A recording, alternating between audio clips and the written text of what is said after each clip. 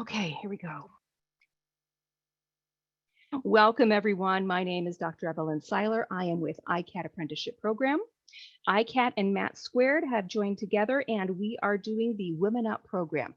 Now, today is International Women's Day, so we decided that we would have a panel of our apprentices and some of our CEOs to talk about the experience of being a woman in the industry and what that really means to an industry.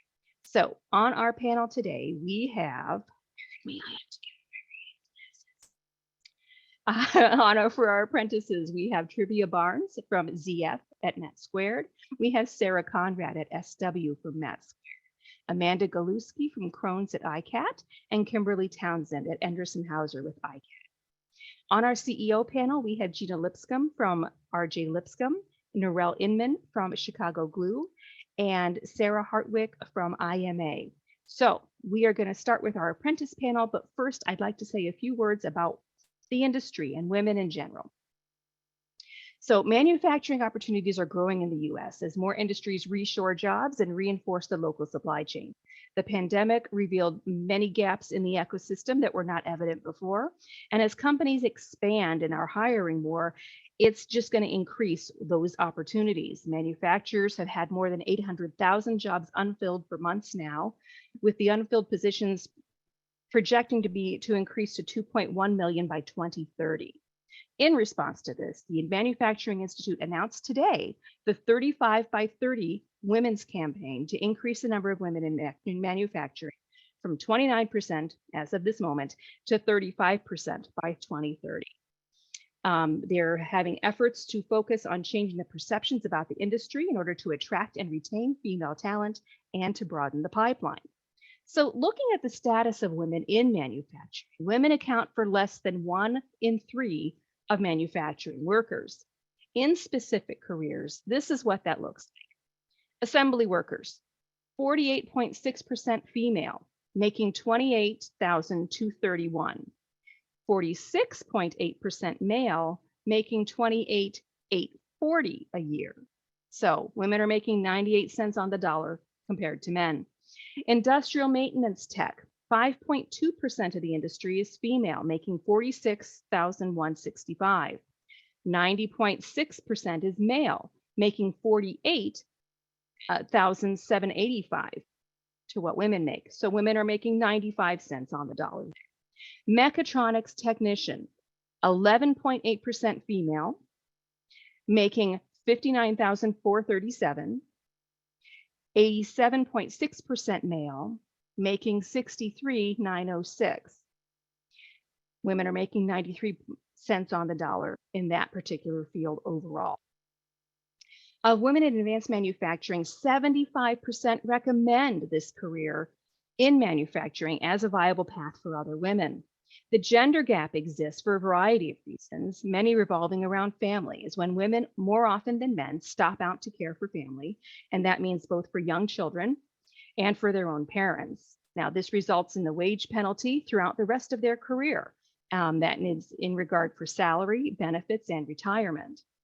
The work-life balance continues to be an issue with social pressures and the lack of work support post-maternity leave identified as barriers. Women in these careers that allow more flexibility, as they are usually the primary caregiver. So women take careers that are more flexible, and these jobs are typically lower paying. Maternity leave can also result in the wage penalty. So when you take that leave, you missed an opportunities potentially for getting pay increases and such. The longer you stay out, the lower your wage coming in is relative to those who stay. Occupation by gender statistics indicate that 48% of women hold entry-level positions across all career fields. Only 30% are vice presidents, 26% senior vice president, and only 21% are C-suite executives. Women are still directed to take traditionally female careers. These include speech language pathologist, dental assistant, social worker, physical therapist, and pharmacists. Women face discrimination in the workplace continually, with 20% of women in high-level positions being mistaken for junior employees. To me, that's discrimination. This is, assumptions made just because of your gender. As STEM careers are open to more women find their ways to the fulfilling careers that are advanced manufacturing. So I'd like to start with our apprentice panel. A few more people to admit. Hold on just a second.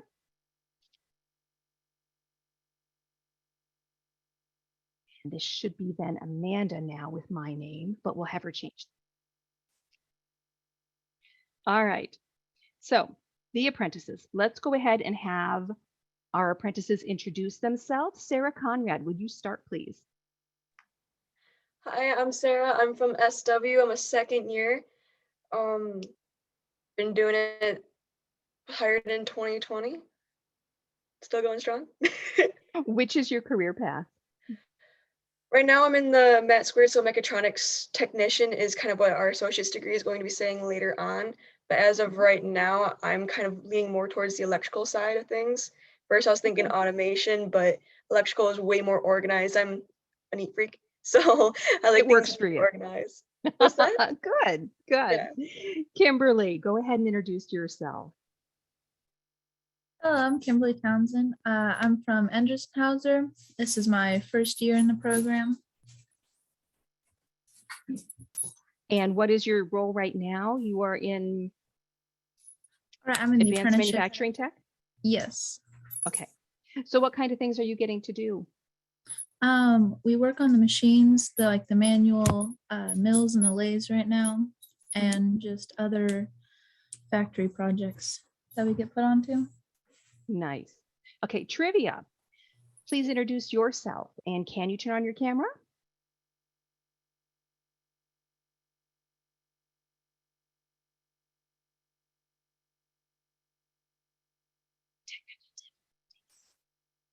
We expect this, right?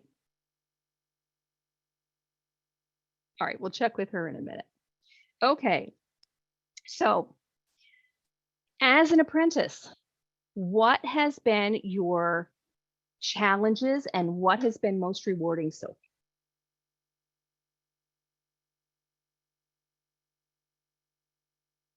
I'm losing people.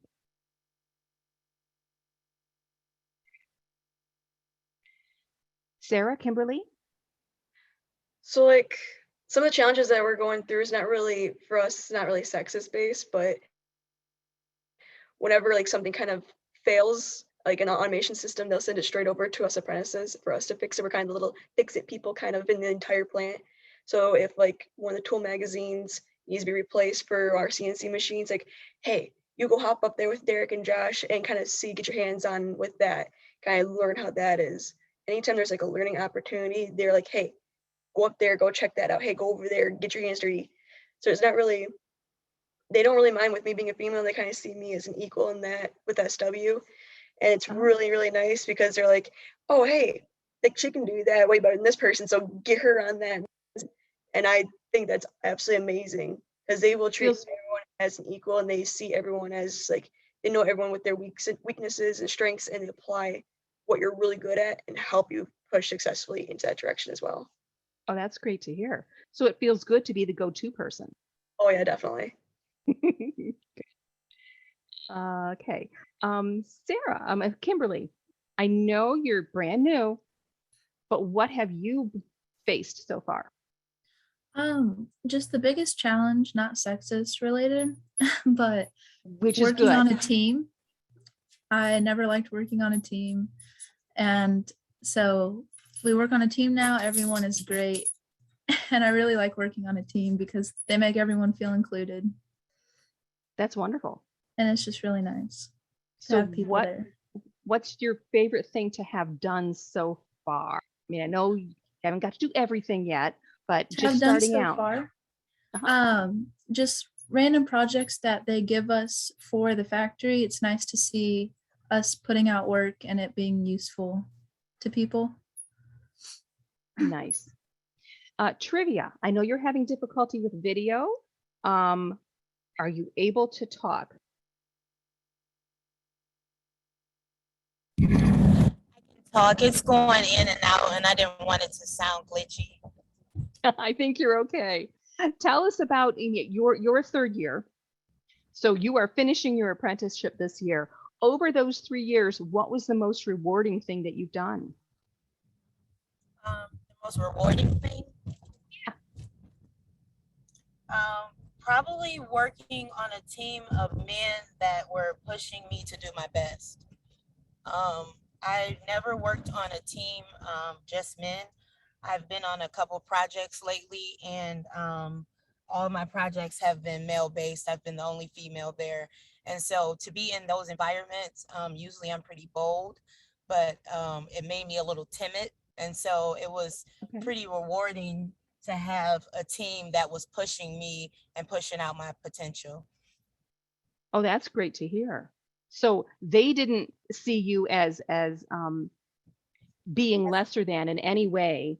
Right, right. Because for me, I just kept working like, well, I'm an apprentice, I'll stay in the background. I won't, try to take the initiative too much. But I work for ZF, and my boss is Brent Zemitsky, and he is very, very, very on top of me as far as pushing me and making sure that I understand the process and making sure that I step out in front instead of waiting for someone else.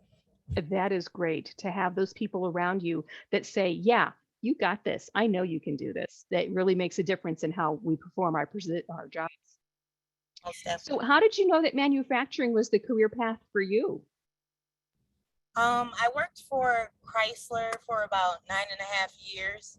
And after working for Chrysler, I was looking for a career change. I had been going to school for engineering for a while, but Okay. doing that full time. And I'm also a parent, a single parent. And so the two was kind of hectic. But working in the plant, seeing the whole process from sheet metal all the way to the final finish, it just was exciting to me to see how everything went. And so I always wanted to find out how each intricate part played into making the vehicle. So having that big picture view and knowing all the details is really fulfilling for you then. Yes, yes. Very nice to hear. Sarah, how did you know manufacturing was what you wanted to do? When was that aha moment? To be honest, it was kind of like when I was really, really little. I guess the way I was like putting my crayons in the color order and all that, keeping it all nice and neat. My uncle's like, "Hey, she's gonna be an engineer when she grows up. Calling it now." So my parents for Christmas got me this like little miniature robot for me to build, built in a week. And then a couple of years later, I got like this 4-foot tall mechanoid, built in a couple of days, wired it up, programmed it all in 3 days. I really, really love that aspect of like doing everything from like this is like where it starts off in tiny little pieces or like scrap, and building it and making it something that works, moves, does something is so satisfying. And then I was able to be in a robotics program for junior and senior year and went into a mechatronics program with the Ford plant over at Flat Rock, the Mustang Ford plant. And then that's when Ben and Chinny picked me up from SW. And it's been an amazing ride the entire time. Oh, that is wonderful. So your family has always been supportive. Oh yeah. Ever Okay, since the day good. one, my uncle's like, "Yep, that's what she's going to be." And my parents have been giving me like little robots for me to tinker with ever since I was little. It's been absolutely fun. And no one forced you to have to play with dolls or anything like that. It was okay. This is where she's meant to be. Yeah. That is fabulous. Because often young women do get pushed into certain directions, and knowing that, yeah, the world is changing a bit and people are very open to those possibilities. That's great to hear. Kimberly, how'd you hear about the Anderson Hauser position and why did you apply for it? I heard about it through my technical school of Central 9, and my machining teacher was like, "This is a really good program. You should apply for it. It's across the street." And so I read up a little bit about it. I thought it was a good program. I applied for it, and I got it. How did you end up in the technical school?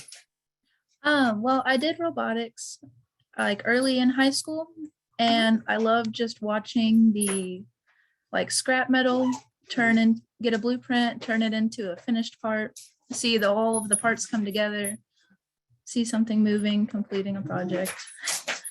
That's great.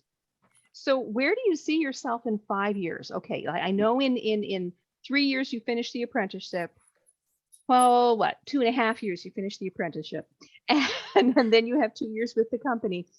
What's next? I hope to become an engineer, preferably like a robotics engineer is what my dream is. Okay.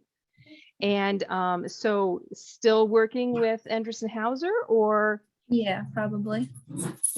that's great. Hopefully. And I'm sure they'll be very supportive of that. Trivia. Now that you're finishing up, where do you see yourself in 5 years, and where do you see the industry going? In 5 years, I see Yeah. myself finishing off my bachelor's degree and preparing to work for a innovation. I want to work on a good innovation team, and so within ZF or wherever my opportunities take me towards the end of my program, and going into having my bachelor's and everything. I think my opportunities might be a little more open once I get the bachelor's. So I see myself maybe being able to get into maybe NASA or Lockheed Martin and do some innovation work. For 10 years, as far as the industry within itself, I see a lot of technology taking over. I see the metaverse getting more deep and detailed. But I also still see our I call it mom and pop things, where it's still going to be things where you're going to have to put it together, you're going to have to figure it out. But there's going to be more explanation, and there's going to be more hopefully women in the technology side of things to help explain the format of how we move in the process. Very nice. What do you notice about a woman's impact on, say, a team? Because you said you're the only woman on this particular team. What is your impact on that team? I found the impact to be good at times, but I've also found it, I guess, to be hard at times. I'll say the good parts about it is, instead of me feeling like because I'm a woman, maybe I need to just kind of be a little more reserved and a little more calm in my speaking and delivery. But they would just make sure that I'm more assertive on everything that I'm talking about, and making sure that I know exactly what I'm saying, and I'm not just putting words together, making sure that I know that every component that's going into play. And so I think for that, that's the gist of it. Wow. Okay. So your team, all these men, are encouraging your confidence in yourself and building you up because they know you've got that ability already, and they see you holding yourself back, huh? Yeah, I did work with one colleague that came Uh-huh. through the Matt Square program, and he told me, like, man, you got to push yourself. Like, you know this stuff, you can do it. Like, don't hold back just because all of us are here. Like, come on, you can do this. Get in the game, and that's been good because it's not always easy to just jump into things. For me, sometimes I want to visualize and see the plan and see the layout and kind of get a read and a feel for the room. And in projects and things, it's no time for that. It's mainly time to get in there, know your place, know what you're doing, whether you're working on electrical or the mechanical fabrications, and making it happen. So it's helping you trust your instinct more then. Most definitely. Oh, that's wonderful to hear. Building self-confidence too. That is really good.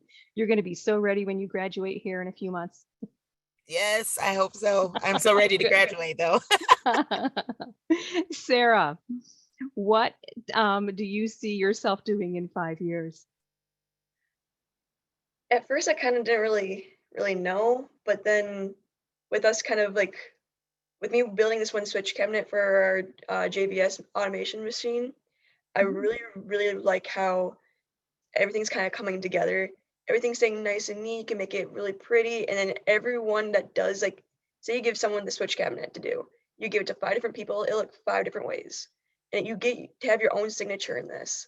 Unlike when you're kind of like building something for someone, you have to have a blueprint specified kind of thing. This, you can have your own signature, your own style with it. So I'm hoping within 5 years, open up our own little electrical department for SW. Oh, that's awesome. Good to hear. So do your plans change looking 10 years out, or haven't you thought that far? I have no idea. I know within the past couple months is when I kind of figured out, hey, I really want to do this with the electrical side. Because at first, if you asked me like last year, I'm like, I don't know. I have no idea. Just something in this field with this company because I really like the company. I really like the dynamic. Mhm. It's just like there's so many options in this field. Like no idea. That is awesome. And then that's the neat thing is that, okay, it's got you thinking about what are my possibilities, and you're not intimidated by that. You're energized. And that is really good to hear. Any last words from any of the three of you? All right. We're going to switch then to our CEO panel. And we have Gina and Narelle and Sarah. I'm going to start with Sarah because she is not a CEO. She is a VP and she's with the IMA. And I'd like to hear from her. If you could just give us a real brief introduction on who you are and what you do and what women in the industry means to you and how you help that. Yes, no, thank you so much. And the apprentice panel, you guys were just incredible and also so inspirational. So I'm glad that this is recorded. We can send it out to get to as many people as possible. So I serve as the Vice President of Education and Workforce Policy at the IMA. So my job is spent connecting IMA members with potential workforce solutions and education institutions to solve for some of their barriers when it comes to recruitment, retention, building talent pipelines, and all of that. Women in manufacturing, I think, Evelyn, as you said, the impact that the pandemic has had on women is just absolutely awful. I mean, the number of women who have returned home to be the primary caregivers, and as a mother myself, but it was a problem even before that. And we just really need to do more to incentivize more women to go into a career field of manufacturing because it is so well paid, and really just family sustaining wages is really important. But we have a really big gap when it comes to childcare. And that is something that we're working on at the IMA. We're part of some other larger groups on that discussion, but really getting in front of these young women, these young girls, and showing them how cool careers in manufacturing are is really, I think, the number one thing we need to be doing to solve for this problem. All right. Thank you. Narelle, let's continue with you. Tell us a little about yourself and your role and the industry here. Sure. Thanks, Evelyn. I do have to mirror Sarah's comments. The apprentices are inspiring. Absolutely. My name is Narelle Inman. I'm a co-president at Chicago Glue and Machine. Our mission is to keep bottles decent and box bottoms sealed and to rid the world of glue emergencies. We supply adhesives and gluing equipment and technical support that our customers rely on to avoid the drama of a world without glue, is what we say. So all B2B adhesive and gluing application support. All right. Gina, please introduce yourself. Sure. I'm Gina Lipscomb, and my company is RJ Lipscomb Engineering, and we provide service, parts and support for coil processing and general manufacturers. All right. So, also loved The Apprentices. That was fantastic. So good job. It's so great to hear young people so excited about what they're doing and where they're going. It really is. It is. I love hearing them being excited about the space that we're in. So, because I think we're all pretty excited about it too. Okay, so I'm going to start with you with the fun questions. You ready? Do you still get some surprise reactions to being the head of a manufacturing company? Yes, with you, Gina. You want me to take it? Okay. Yes. I don't generally get surprise reactions from customers. It's usually vendors or people who are looking for employment that are a little surprised that I'm in this space. So it's fun. I don't mind sharing with them that, this is, it's me, you're dealing with me. I'm the one. So actually, I get a lot of enjoyment out of that. What was your career path to being the president here? Sure. I went away to school and had a career before coming to Lipscomb Engineering, and I saw my parents started the business. I always grown up with it. And when I saw they were expanding, I wanted in. So I came here in 2004. And I would say this business has always been a backdrop to my life, even when I wasn't working here, just growing up with it. So it was out of our back door when my father first started it. So it was always a part of my life. And then he passed away unexpectedly in 2016. And I was, pushed into this position to either run the company or dissolve. So we're running. Thriving. Good. That is great to hear. So as a young person, did you work in the shop? Never. My father was always very safety conscious, and he just never saw me in that role. He thought it was unsafe. And I gotta say, I think my gender held me back in his eyes in that respect. Okay. And he'd never really, I never quite had that opportunity. So I'm a little envious of our apprentices. So I'm pretty happy that I do have, he did push me to learn to draft and to learn CAD programs. So I do have that, and I'm really happy about that aspect. But yeah, I'm a little jealous of those hands-on apprentices there.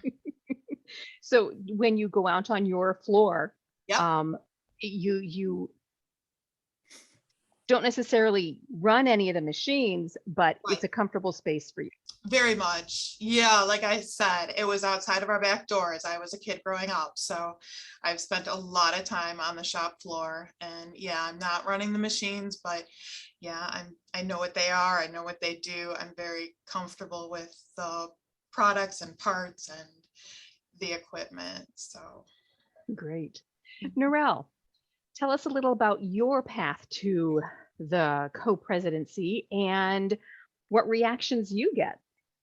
Sure. I'm actually part of a second generation family business. My dad and a childhood friend of his bought a company in 1984, and they each had a child in the business. And that ultimately became my business partner when we bought the business from them in 2005. So that was my path. I had studied accounting in school and moved home.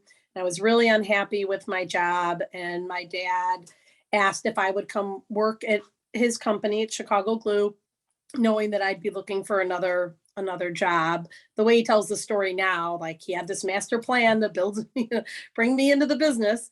Trying to be sneaky about it, was he? Similar to Gina, I was 13 when my dad bought the company, so I grew up with it. I worked there in the summers in high school, so the person who did payroll could go on vacation, and I did payroll and things. So grew up with the business. It was just always a part of our life. And so now my partner and I are co-presidents, and we are 50-50 partners. And having a man for a business partner does lend itself, when we have the same title of co-president, it is always interesting to me when I walk in a room, how many people I can tell by their body language and who they direct their questions to, that they're making some assumptions about who's responsible for what. And sometimes their assumptions are correct, but quite often they just assume that things I'm accountable for, my business partner, might be taking the lead on. So I think it's really helpful to know where people are coming from. I think it shows, I'll say true colors, but it can accelerate the relationship building, because I know that's where they're coming from. So I also think in the next 10 years, we're going to see major strides in female ownership in manufacturing, in part because of these events and awareness and initiatives around the importance of having that diversity.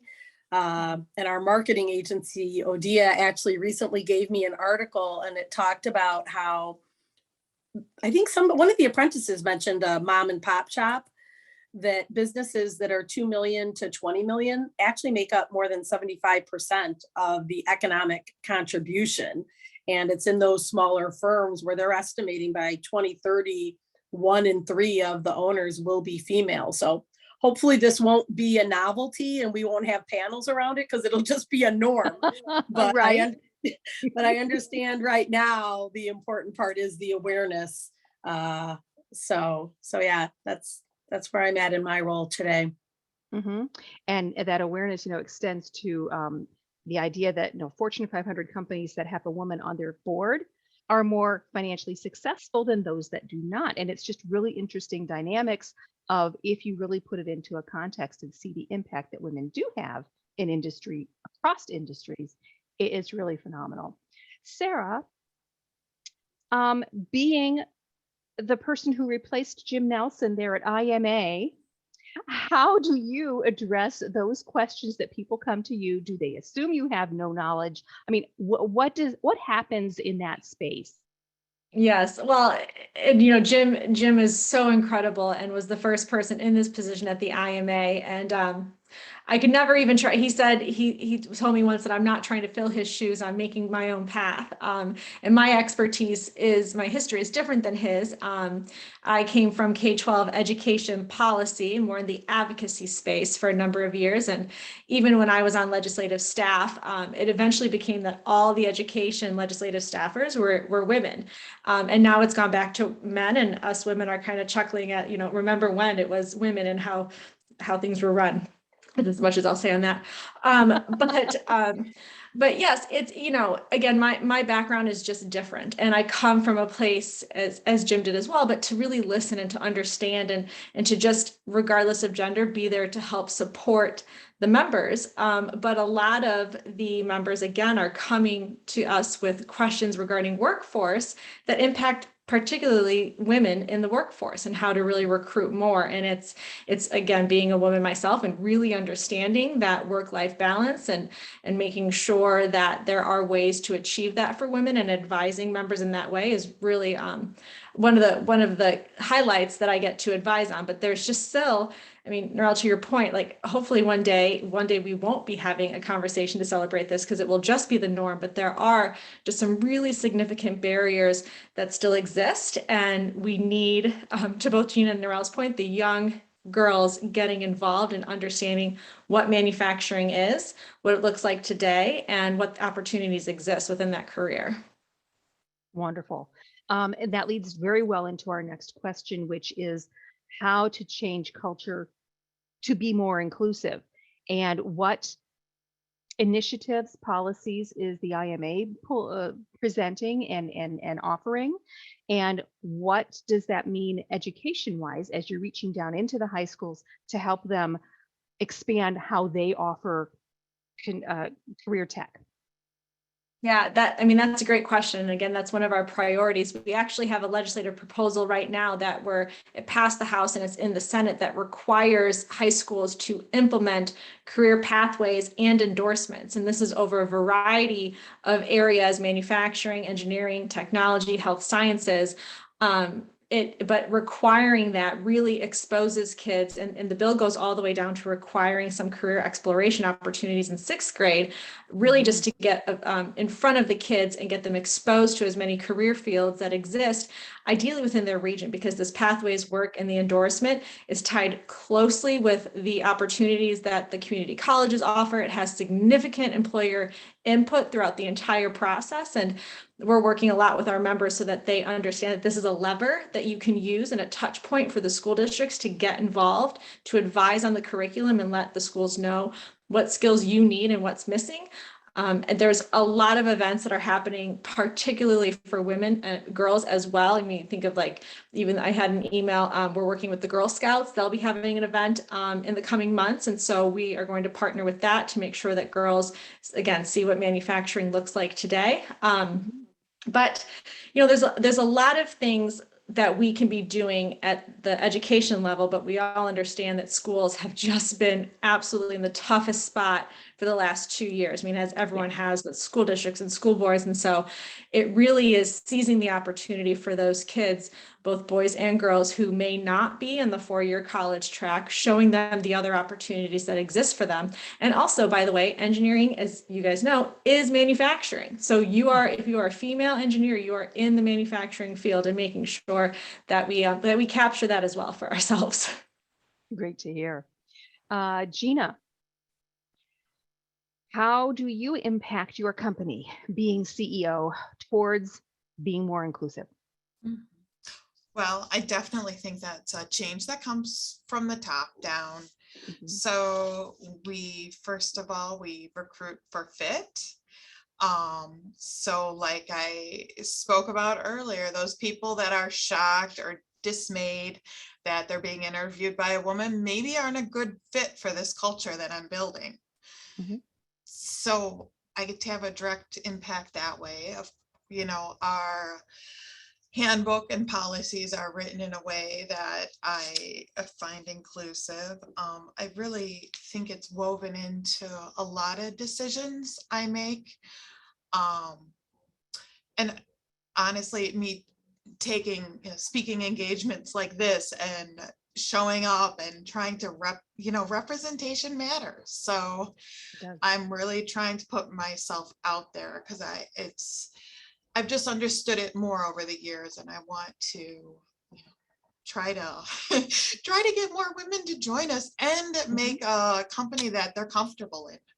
I was really happy to hear the apprentices had found companies that they're very comfortable in, that encourage them to be their best, that trivia is being included and encouraged, like no, don't hold back, contribute, say what you know. And that's the company I'm also looking to continue to create. Thank you. Narelle, at Chicago Glue, how is your company culture being changed to be more inclusive, and how much more does it need to change? We have a long way to go. I would say we're in our infancy. Similar to what Gina said, being a part of the conversation, showing up, being open to the conversation. We're very much a values-driven organization. And even our core values just a few years ago got more clearly defined. And we recognize that different words have different meanings to everybody. And so as we clarified those, it became crystal clear that even though inclusivity is not stated within our core values, it overlaps all 6 of our core values. And so now we're being more intentional around defining what inclusivity means at Chicago Glue and Machines. So we recently did a survey simply asking, what does this word mean to you? So we can start to clarify those definitions and have the conversation like we were talking about earlier. It's the awareness piece and the conversation, and surrounding myself with people that help me cover my blind spots, putting myself out there on panels like these, being vulnerable, making sure everybody knows it's okay to say, I don't know, or this was how I was raised. This was something I'm aware of. And simply by being aware of it makes me question myself. Okay, am I being affected by an implicit bias? Because we all have them. There's nothing wrong with them necessarily, but being aware of them is what allows me to stop and have a sanity check or ask for that outside perspective. So just constantly trying to have that conversation. I appreciate that. That is really good to hear. So given that, where do you see the industry, your industry in particular, going in 5 and 10 years? That's me? Yes, please. Oh, sure. The biggest challenge, I think, like every company I've been visiting, is the lack of people able and willing to work in manufacturing. For our business and our customers, we've seen it really accelerate automation and digitalization in every part of our company, from the office processes to the manufacturing processes. We've recognized that AI isn't affordable in our world today but I would expect in the near future, that's a technology that is going to be used widespread. And as those technologies get leveraged, we recently learned that from a cybersecurity standpoint, we put a lot of emphasis on our people that are on their computers every day. But we were just at a recent conference that actually all of that Industry 4.0 and AI and devices talking to each other, that the manufacturing equipment is where some of the hackers are finding the biggest exposure. So I think cybersecurity will continue to be an interesting part of manufacturing as that goes. And then just the working from home, right? I mean, that's an ongoing conversation that's been a mind bender for me. Still marinating on what our culture looks and feels like with people working, whether it be home or hybrid. I love Because not all jobs can be done from Right. home. Yes, but So, yeah. Trivia did mention the metaverse, and I am really impressed because I've only heard about this in the last few weeks.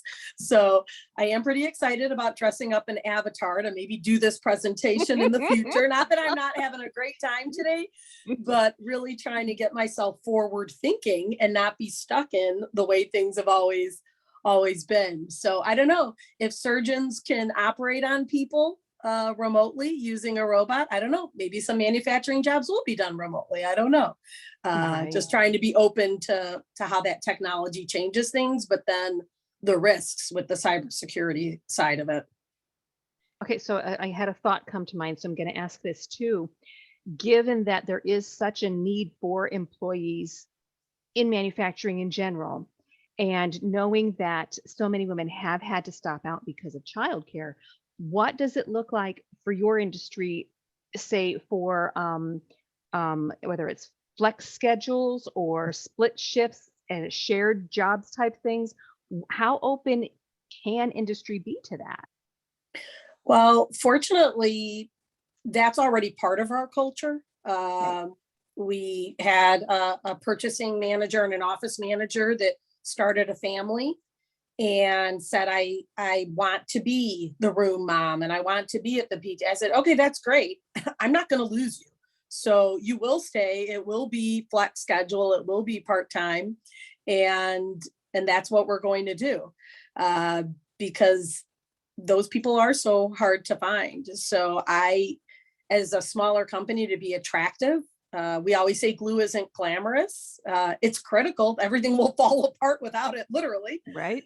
But it isn't the most glamorous. So the way we've differentiated ourselves is to, I think, like all small businesses, I'm guessing Gina's nodding this very similarly, is by treating people like the individuals that they are.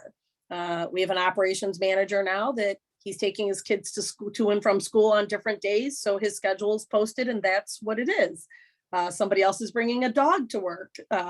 Somebody else is taking their kids to the bus, so they're going to be late. We've always done that. So that's fortunately a part of our culture that I think most small businesses actually are going to adapt very well to. That makes a whole lot of sense. Gina, do you agree? Do you have other thoughts? I do have some thoughts, and I do agree. You know, our industry is probably changing in a little different way in the metals. So we're moving towards, you know, more environmentally friendly ways to, you know, at the mills, starting from there on forward. And there is more technology coming down with the processing equipment. So we're all adapting to that. But speaking to Narelle's point, you know, the people on my shop floor, the schedule is not as flexible. So we flex it as we can, but when machines break down, we're kind of stuck. So we're still working on how we're gonna do that. How can we be the company that flexes that way. So my Right. mindset is flexible, but how can Right. we You can't incorporate schedule a that? breakdown. Right. So So that the person just childcare has to be ready. component is gonna, like, as I see my business growing and as I see Yeah. us becoming more diverse, that childcare component is gonna be critical. So I don't know how we're gonna quite handle that. And I'm sure I'm not the only one. I'm optimistic because I'm sure I'm also not the only one who wants to solve for this and who wants to be accommodating and feels that we need a diverse workforce. So we need to solve this problem. Mhm. So that's where we Appreciate are. that. Yeah. Very, very good to hear. Sarah, I hope you're listening. Hopefully IMA can help, find some of the solutions for some of this. Where do you see industry going, and how can we address some of these inclusivity issues and getting more women to work so that, especially around their children's schedules? Yeah. So a couple of thoughts. We conducted a statewide tour in the fall. We had 10 stops across the entire state where we invited manufacturing-led discussions with community colleges, local chambers, EDCs, high schools, and had the manufacturers lead with what are your workforce barriers. And what was really interesting from those discussions was that the best part of it was just sharing the struggles, the creative, innovative solutions that some people have tried, what's worked, what hasn't worked. And a lot of it was around flexible scheduling. And exactly to Gina's point that it's extremely difficult on shop floors. We had a member speak to what they had done was basically collected the preferred schedule for all of their employees. This is a large company. And what they did was they identified the biggest overlap of when most people are going to be there and just made sure that that time was the most productivity of the entire day. Now that is, I don't even think it's easy to say, it's hard to do. But again, just trying these new and innovative ways to address some of the flexible scheduling of what people do want. I also had an interesting call this week with someone in Illinois who had talked about talking with some of their manufacturers and employers who responded, well, we're not getting feedback that childcare is a barrier. We're not hearing that. And the response upon digging deeper, it's, well, yeah, because those people, those particularly women, are probably not even applying because they know what already exists and what's available to them in that region. Like I mentioned, IMA, we're part of, there's a big, Ready Nation has a report that they're releasing on Friday, and we're part of that. I'm on that board, and we're part of the report release that identifies just the funding and infrastructure that's needed for early childhood, particularly to support the employers in Illinois and there's just some child care deserts. When we connected last week, I spoke to one of our members had offered to actually buy a room in a local childcare facility, say, we will pay for the room, we'll pay for the staff. Can it just be for our employees' kids? And the problem there was that that'd be great, but they don't have someone to staff it. So there's so many issues that are going on. We had another member that thought, we'll work with a couple other manufacturers nearby. We'll establish a childcare facility that we can all go in on. And unfortunately, and you get why, there's a lot of red tape when it comes to opening up a childcare center because the state's got to approve it. And so it was just a bigger process than I think that they had originally envisioned. So people are thinking and finding these solutions. And I think that it's right. It's something that when the pandemic happened, I'm sure all the moms across the world said, duh, this is an issue we dealt with before the pandemic, but now it's just exacerbated because the entire world sees it. So it's the right time to be having these discussions. And I know that, the IMA is part of a number of coalitions to help try to find the solutions. But one of the biggest things was just panels like this and sharing what you're struggling with and what other people have tried, even beyond Illinois, as far as solutions to bringing women back into the workforce. I think that's going to happen. Eventually, people are going to, whether this is good or not, default back to the 2-income households, and the women will be going back to work, especially as we kind of exit out of this current phase of COVID, figure out whatever the next phase looks like. And schools are open. They were allowed to go back to their just regular pandemic schedules. I'm not entirely sure what that means, but my 4 kids didn't notice a difference except that their masks aren't required at schools. But that's at least getting more regular. But the childcare piece, the birth to 5, still hasn't really been solved. And I know there's a lot of people across the state that are focusing on that now. We're part of those discussions. And after school care and things like that. Yes, because that whole commute part and when the workday ends versus when the school day ends. Yeah, there's so many parts that have to be addressed. All right, I'm going to open up the questions to Sarah and Trivia, our 2 apprentices who are still here. Do you have any questions for our CEOs?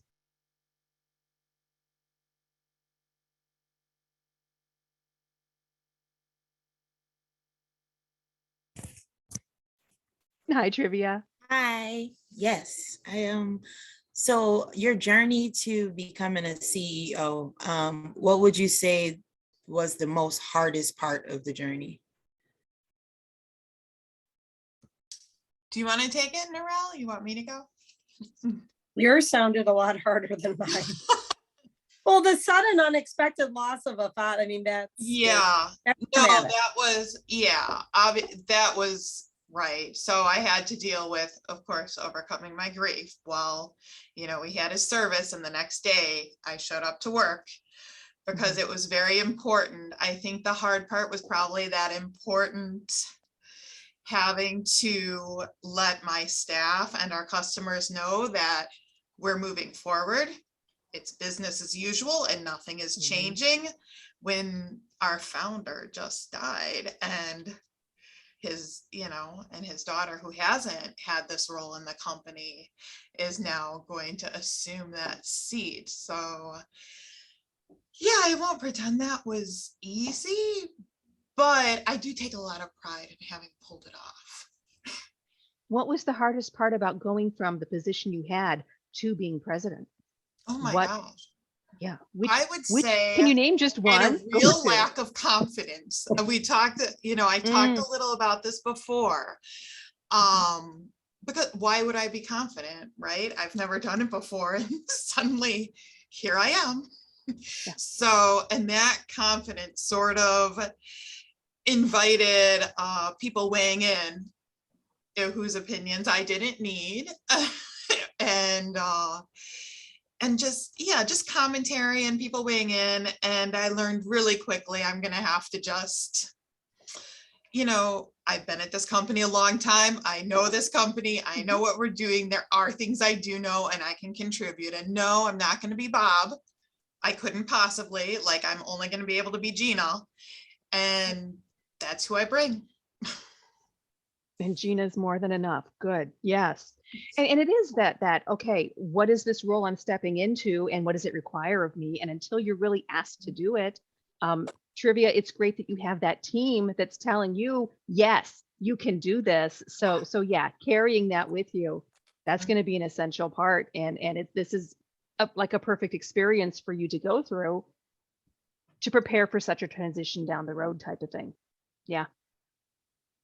There's a lot of, I guess you can call it imposter syndrome that you get when you get a new role and it's like, okay, can I really do this? And it's like, all right, you have that self-talk.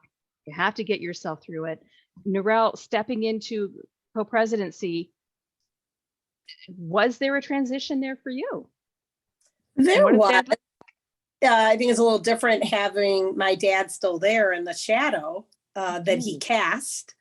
And it's so funny that you said imposter syndrome, because that's what I wrote down. And to answer your question, Trivia, I would say for me, it's still a work in progress.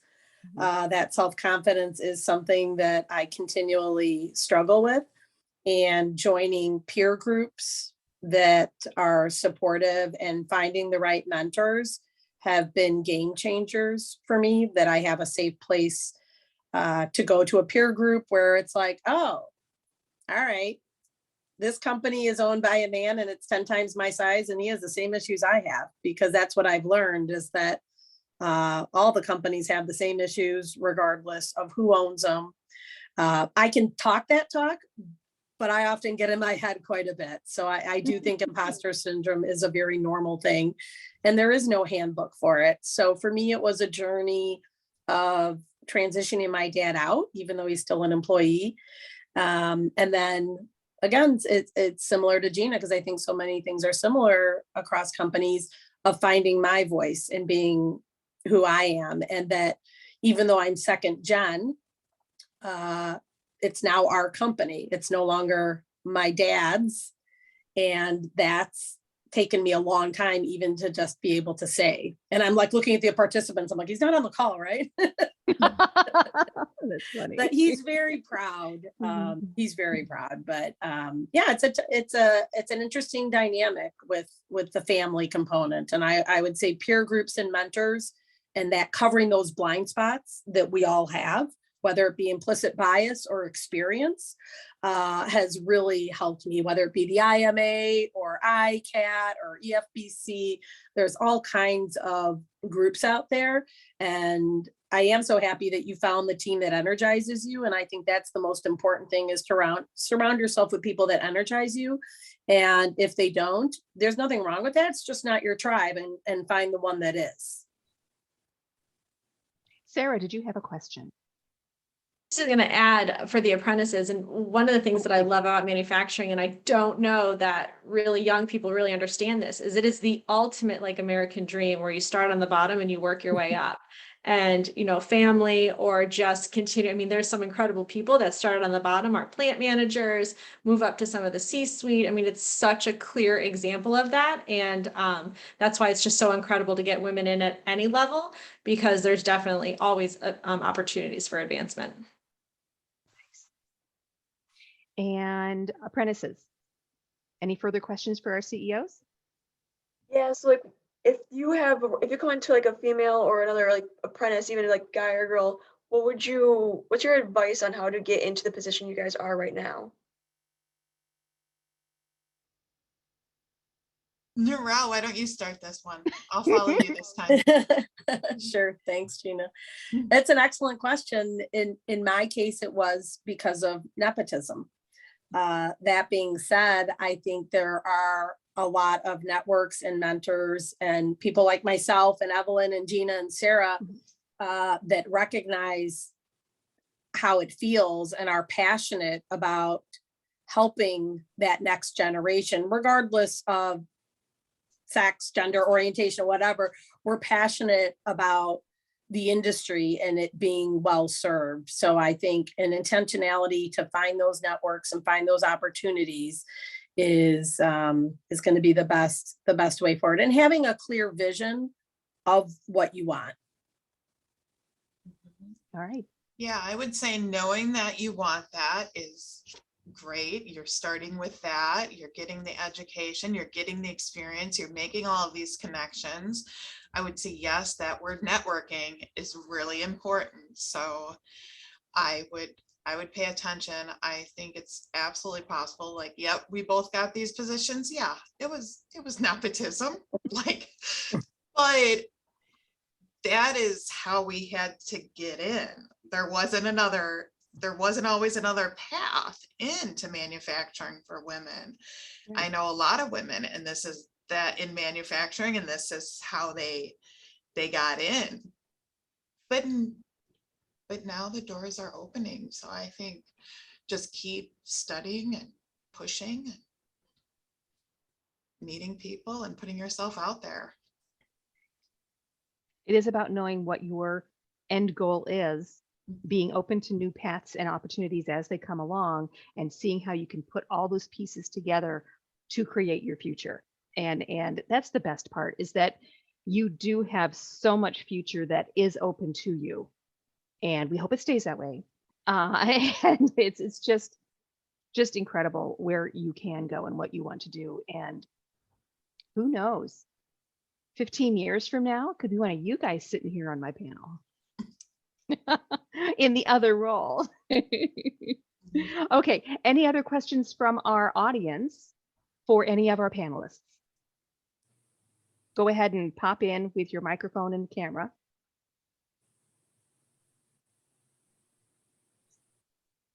And if there are none, then I do want to thank all of you for being part of our panel today, for talking about women's role in manufacturing, for being open and sharing your experiences and really having a little vulnerability to really talk about some of these topics.